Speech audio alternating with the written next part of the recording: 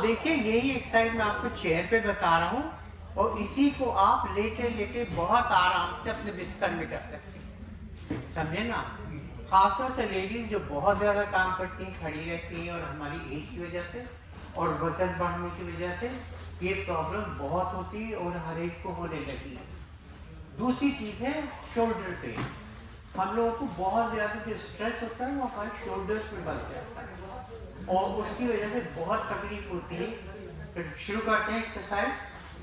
سب سے پہلے آپ بیٹھتے ہیں اپنی کرسی پہ آرام سے، اپنے ہاتھوں کو دھیرے دھیرے اوپر کو لے جانے کی کوشش کریں، بہت دھیرے سے۔ سینسیشن فیل کریں بلڈ سرکولیشن کا۔ جب یہاں آ جائیں تو پام کو سیڑھی کی طرف کریں اور اوپر چلے جائیں، بہت آرام سے، بہت ہی آرام سے جائیں۔ دونوں ہاتھوں کو جوڑیں، پام کو سیڑھی کی طرف کریں۔ اب سیدھے پش کریں جیسے آپ چھت چھونے کی کوشش کر رہے ہیں۔ یہ آپ کا اسپائن اریکٹ کرے گا۔ دھیرے سے ریلیکس کریں، ہاتھ کھولیں اور پھر واپس آنے کی کوشش کریں، پر بہت دھیرے آئیں۔ جب آپ آ رہے ہیں تو یہ سینسیشن فیل کریں کہ بلڈ سرکولیشن ہو رہا ہے۔ اسی کی دوسری ایکسرسائز ہے، آپ آگے کی ہر طرف ہاتھ لیں، دونوں ہاتھوں کو جوڑیں، سینے کی طرف لائیں، پاؤں پلٹے، پھر واپس جائیں اور پھر اوپر جائیں۔ اسٹریچ کریں اسپائن جتنا بھی کر سکتے ہیں۔ ہولڈ کریں تھوڑی دیر کے لیے کندھوں میں، محسوس کریں اسٹریچ۔ دھیرے سے واپس ہاتھ سامنے لائیں اور ریلیکس کریں۔ یہ تو ہوئی شولڈر کی ایکسرسائز، اور وہ لوگ جن کو فروزن شولڈر ہوتے ہیں they should do it, it's a very easy exercise. اب دوسری ایکسرسائز ہے، یہ ایکسرسائز آپ لیٹ کے بھی کر سکتے ہیں اپنے بیڈ پہ آرام سے۔ سیدھا پیر الٹے پیر کی طرف لے آئیں، سیدھے ہاتھ سے اپنے گھٹنے کو پش کریں۔ کوشش کریں کہ آپ اپنا سیدھا بالکل رکھیں اپنے پوسچر کو۔ اس جگہ میں آپ کو فل محسوس ہونا چاہیے، اتنا ہی کریں جتنا آپ پش کر سکتے ہیں، ڈونٹ اوور ڈو اٹ۔ دھیرے دھیرے فلیکسیبلٹی آتی ہے، دھیرے دھیرے مسل جو ہوتا ہے کھلنا، جوائنٹ کھلنے لگتا ہے۔ ایڑی کو واپس یہاں اپنے ایک میں لائیں اور پھر اس کو پش کریں۔ اب پش زیادہ ہوگا، بہت لوگوں کو یہ بیٹھ کے ایکسرسائز کرنے میں بہت مشکل ہوتی ہے، اس لیے اس کو لیٹ کر بھی کریں گے۔ پھر اپنا گھٹنا لیں، قریب لیں۔ اگر آپ کوشش کر سکتے ہیں اپنی ناک کو لانے کی، گھٹنے سے ٹچ کریں۔ یہ دونوں طرف کرتے ہیں، اس طرف بھی اس طرف بھی۔ اب میں آپ کو یہی ایکسرسائز لیٹ کر بتا رہا ہوں، ہر کوئی لیٹ کر سکتا ہے، بستر میں کوئی پرابلمس نہیں ہوتی ہیں۔ سیدھے لیٹ جائیں، دونوں گھٹنوں کو موڑ لیں اور ہاتھ سے ایڑیوں کو اپنے بکس کے قریب کریں۔ یہ والا پیر واپس لے آئیں اور پھر آپ اس ہاتھ سے اس پیر کو پش کریں، اتنا پش کریں کہ آپ کو یہ فیل ہو یہاں پھنچتا ہو، یہ یہاں کچن محسوس ہونا چاہیے۔ اس کے بعد آپ اپنی ایڑی کو واپس یہاں لائیں، الٹا پیر بالکل سیدھا کر دیں اور پھر اس کے بعد اپنے گھٹنے کو گرانے کی کوشش کریں، جتنا بھی گرا سکتے ہیں۔ دھیرے دھیرے دھیرے فلیکسیبلٹی آئے گی، نرو جو دبی ہوئی ہوتی ہیں ہمارے پیلوس میں وہ کھلنا شروع ہو جاتی ہے۔ پھر واپس آئیں، گھٹنا موڑیں اور اس پیر کو اوپر لے جائیں۔ جتنی دیر آپ رکھ سکتے ہیں اتنی دیر رکھیے گا۔ واپس اس پیر کو یہاں آئیں، دوسرا پیر کریں، फिर इसको पुश करें, पुश करें, नर्व को पुट होता हुआ महसूस करें, थोड़ी देर के लिए वेट करें, कम से कम एक पोस्टर में 15 सेकंड रहें, एड़ी को अपने जॉइंट पे लाएं, ये टांग सीधी कर लें और फिर इसको पुश करने की कोशिश करें, धीरे धीरे बहुत आराम से। ये एक साइड करने में हर वक्त थोड़ी सी तकलीफ होती है, पर आराम से करिएगा, जितने आराम से कर सकते हैं। वापस ले आए, ये पैर को सीधा करें और होल्ड करें, वापस ले आए, दोनों हाथों को स्ट्रेच करें, सीधा पैर उल्टे पैर के घुटने पे रखें और उल्टे हाथ से अपने घुटने को धीरे से पुश करें। अब आपको ये महसूस होगा ये जो नर्व है ये खींच रही है, इस तरह कम से कम 15 सेकंड से हाफ मिनट। फिर वापस आ जाए, दूसरा पैर रखें और इसको पुल करें। सर जो है आपको ऑपोजिट साइड में टर्न कर दीजिए, रिलैक्स।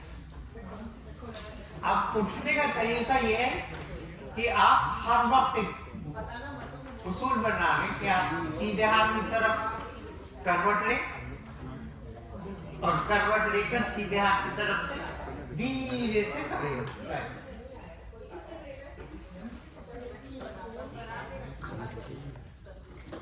इस तरह से आप बैठ जाए, बैठने के बाद पालकी मारे, अगर पालकी मार सकते हैं यूं करके सीधे बैठे और धीरे से यूं मोड़े, वापस आ जाए, फिर धीरे से मुड़े, वापस। ये कोशिश करें कि आपके दोनों कंधे एक लाइन में और आपकी होल स्पाइन एक साइड है और रिलैक्स करके आराम से बैठे हैं। कम से कम एक एक्सरसाइज को कम से कम 3 से 5 दफा रिपीट करें और 3 साइकिल करें। इंशाअल्लाह you will find a lot difference.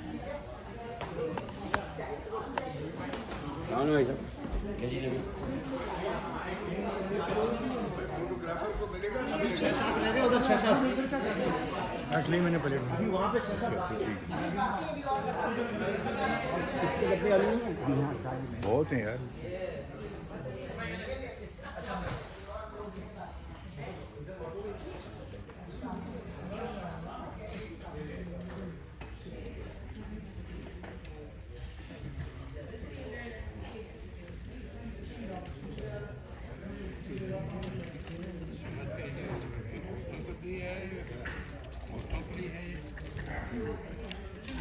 तुम्हारी इनको देने का आप लोग शुगर इंग्लिश में खाइए।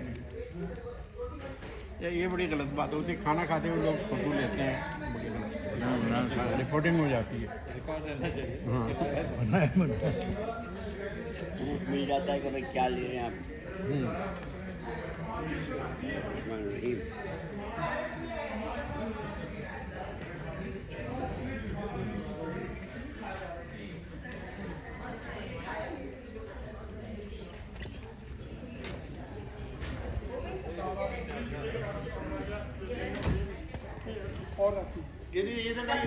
सुनो ज़िया, देखो सबको हो गया शुगर, देखो अल्हम्दुलिल्लाह हो रहा है।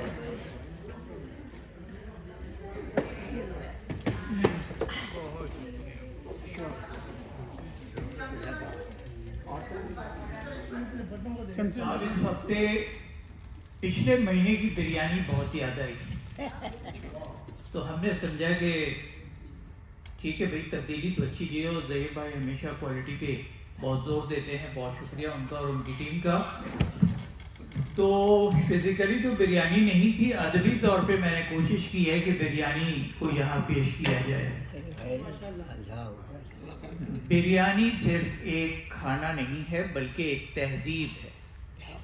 یہ چاول اور گوشت کا وہ مقدس نکاح ہے جس میں مسالہ جات قاضی کا کردار ادا کرتے ہیں. یخنی خطبہ نکاح ہے اور دم پر رکھنا عقد دائمی کی علامت ہے. مختلف جگہوں کی بریانی اتنی مختلف ہوتی ہیں کہ لوگوں نے اسے علاقے کے حساب سے فقہ بریانی کا نام دے رکھا ہے. مثلاً دہلی فقہ بریانی. دہلی کی بریانی کو شائستگی، تہذیب اور امتیازی لطافت کا درجہ حاصل ہے. یہاں بریانی گویا ایک غزل ہے. چاول قافیہ، گوشت ردیف، خوشبو محل رواں. کیا بات ہے. اس میں مسالے کچھ کم اور جذبات کچھ زیادہ ہوتے ہیں، جیسے ہر نوالے پہ کوئی پرانی یاد تازہ کر رہا ہو. نرم مزاج چاول ہیں، دل کے قریب ذائقے. دہلی کی بریانی میں جذبات کے چراغ ہیں. لکھنوی فقہ بریانیاں. بریانی یہاں ریشمی تہذیب کی علامت ہے. لکھنؤ میں بریانی پیٹ بھرنے کا ذریعہ نہیں بلکہ فن خورونوش کا ایک کلاسیکی باب ہے. ہر چاول حرف تہذیب، ہر بوٹی عنقرینہ، ہر خوشبو مثل موقوف ہے. یہ وہ ذائقہ ہے جو واجد علی شاہ کے شاہی باورچی خانوں سے چل کر آج بھی پرانے لکھنؤ کی گلیوں میں زندہ ہے. حیدرآبادی فقہ بریانیاں. یہاں بریانی مسلک تند و تیز پر قائم ہے. گو کے مسالے اتنے نفیس اور تہدار ہوتے ہیں کہ کھانے والے کو لگتا ہے جیسے وہ کسی شاعری کا مطالعہ کر رہا ہو. حیدرآبادی بریانی کھاؤ تو ذائقہ کی غزل اور نہ کھاؤ تو زندگی کی کمی محسوس ہو. ہر خوشبو ہے مترنم، ہر ذائقہ ہے نغمہ. حیدرآبادی بریانی مزے کی ہے ایک دنیا. کراچی فقہ بریانیاں. کراچی کی بریانی اتحاد روغن اور تیز مسالہ جات اور کا شاہکار ہے. تیزی بھی ایسی کہ مسالہ جگر کو جھجوڑ کر رکھ دیتا ہے اور گوشت ایسا نرم کہ فقہ مالکیہ بھی اشش کر اٹھیں. کھانے والا ایک نوالے کے بعد ہی تصور کرتا ہے کہ وہ کسی آتش فشاں کے دہانے پہ کھڑا ہے. مرچوں کا طوفان ہے، رنگت میں ہے لالیاں. کراچی کی بریانی ہے اور آنکھوں میں زالہ باری. کراچی کی بریانی اگر بغیر رائتا کے ہو تو یہ خطرے فی الفتویٰ. لاہور کی بریانی.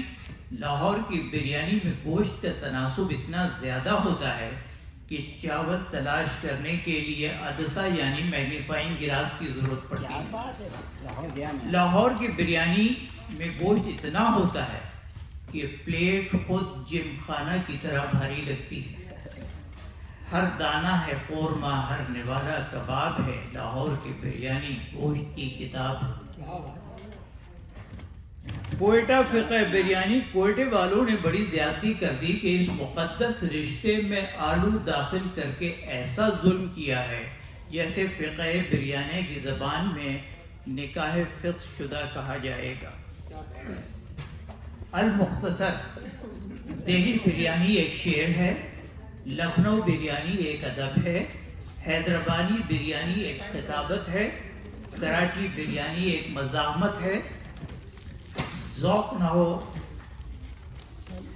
لکھنوی ادب فرماتا ہے کہ جس بریانی میں نزاکت نہ ہو، جس میں یخنی کا ذوق نہ ہو، جہاں گوشت اور چاول ہم آہنگ نہ ہو تو وہ طعام نہیں، تغافل طعام ہے. جہاں دہلی بریانی غزل کہتی ہے، وہیں لکھنؤ کہتا ہے کہ بریانی ایک رباعی ذائقہ ہے. پہلا مصرع خوشبو، دوسرا مصرع یخنی، تیسرا مصرع گوشت اور چوتھا مصرع چاول کی تہ. یہ رباعی جب دم پر آئے تو دل بھی دم بخود ہو جائے. بریانی تو ویسے کھائے جائیں جیسے غالب کا دیوان پڑھا جاتا ہے. آہستہ انہماک سے چاول چبائے نہیں محسوس کیے جاتے ہیں.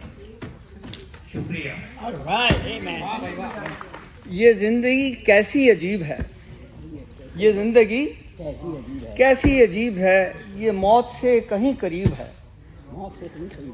یہ تو چھین لیتی ہے ہر خوشی, یہ تو چھین لیتی ہے ہر خوشی, کہتی ہے تیرا نصیب ہے. اور میں کس سے پوچھوں تیرا پتہ, میں کس سے پوچھوں تیرا پتہ, تو تو شہرک سے بھی قریب ہے.